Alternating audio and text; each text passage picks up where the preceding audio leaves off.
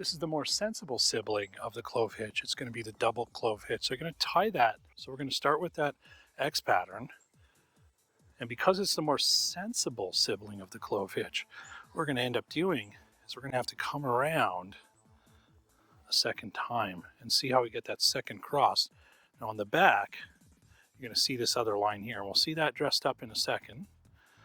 Now we still do the same thing. So we're going to need to pull that out, get a finger under there, leave enough room, slide that up underneath.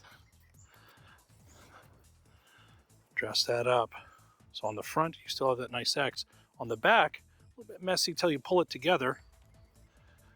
And in theory, you've got more friction in your hitch, so that should be more secure.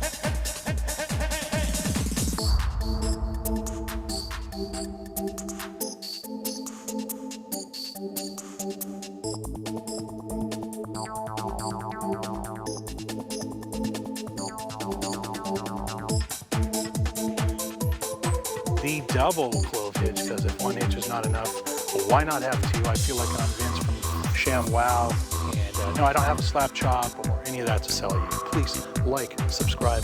I really appreciate that. And hey, get outside and make your own videos.